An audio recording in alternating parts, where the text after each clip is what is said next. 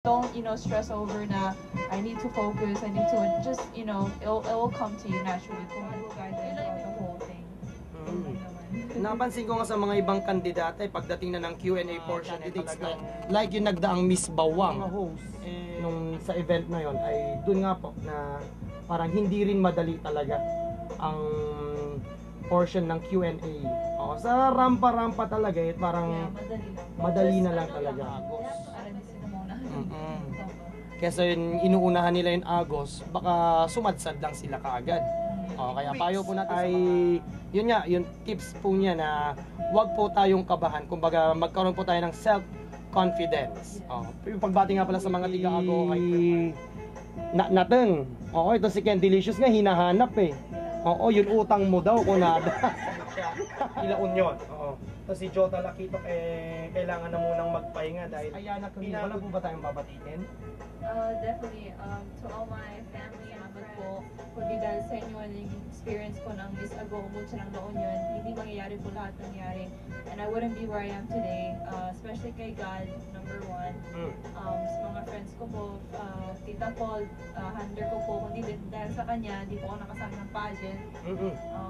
And to all those that I forgot to mention. Bayan natin sa Ago. Invite mo na yung mga kakapwa natin na nakikinig. Sa lahat po ng mga Agoenyo, sinibit ako po kayo na manood ng Coronation Night ng Miss Ago 2012 sa May 4 sa Dimsu. Dito sa Dimsu Grandstand. Dimsu Grandstand. And Dinengdeng Festival.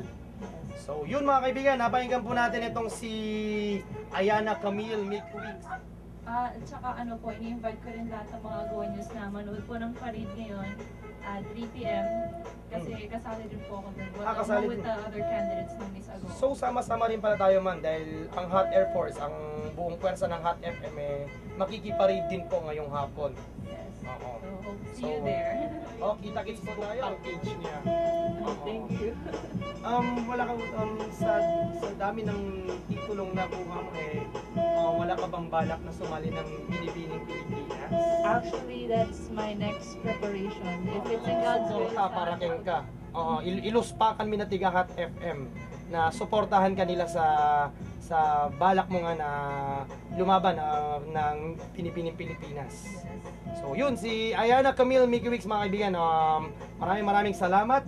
At manatiling nakatutok pa rin po. Dito lang yan sa 106.7 Hot FM. Automatic yan. Naimbag nga aldaw kada kayo. At magkita-kita po tayo mamaya sa Grand Civic Parade. Happy Fiesta!